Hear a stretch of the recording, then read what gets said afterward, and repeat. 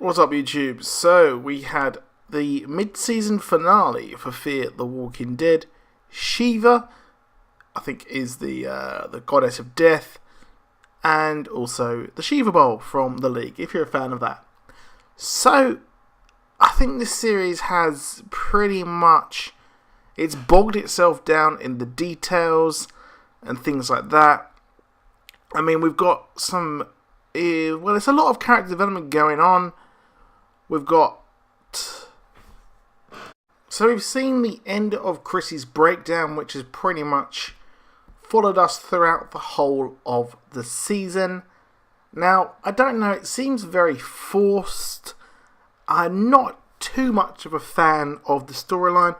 I would have rather have seen him struggle to survive and adapt and become a kind of working member of society in a post-apocalyptic society, as opposed to have a just nonsensical mental breakdown and try to kill his stepmother, I'm guessing that would be, and his not his half-sister, just his sister. So it just didn't really seem to work. We saw the end of it here with him running off after... I'm not sure if he would have killed them, but he would have given it a good go, given the chance. Hopefully he's maybe going to rehab himself and fix this, but I don't really think that... I don't know, it just doesn't seem to work, to be honest. Once we got to the house, the theme of Are We All Dead? Is this a rebirth starting to happen? It hasn't been covered that much over on the main The Walking Dead TV show.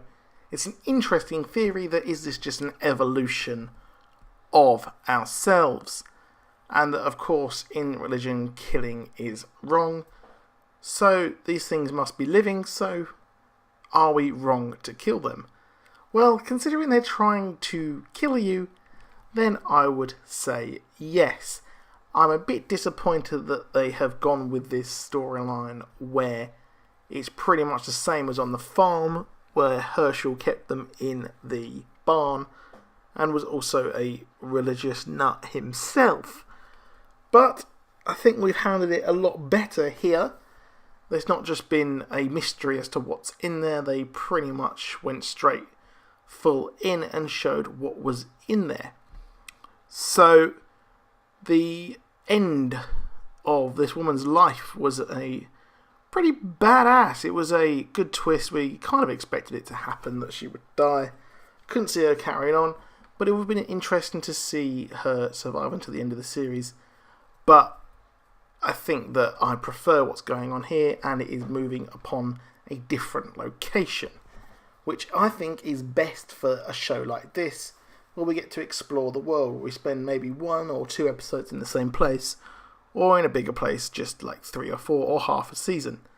But this didn't warrant, I think, more than 1 or 2 episodes, so we're moving on fast from this. And we see Nick's evolution. I don't really see...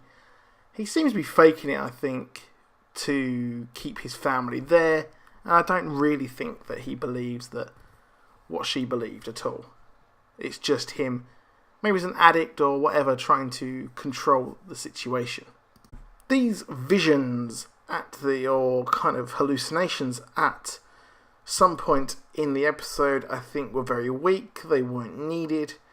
I can see what they're trying to do, but I hate the whole trope of a character who's going to die in the episode has visions of people he's met in the past on the show, and they kind of guide him through. I don't think this is... It's not really my biggest kind of like within a show. But we do see him come to peace when he sees his wife with the rest of the zombies slowly de-zombify. And he's pretty much gone now. Don't know how his daughter's going to react to that. But we'll see the fallout back when the show restarts. I'm not too sure when it restarts, because we've only had half a season of this. So I'm not sure, because obviously it is in May, we're heading into June. Will it start back up in October? I need to check upon when it starts again. But we've got the ending, explosive ending, destroying the whole house. I mean, why did he have to destroy it? He could have just killed those things there, maybe with a fire.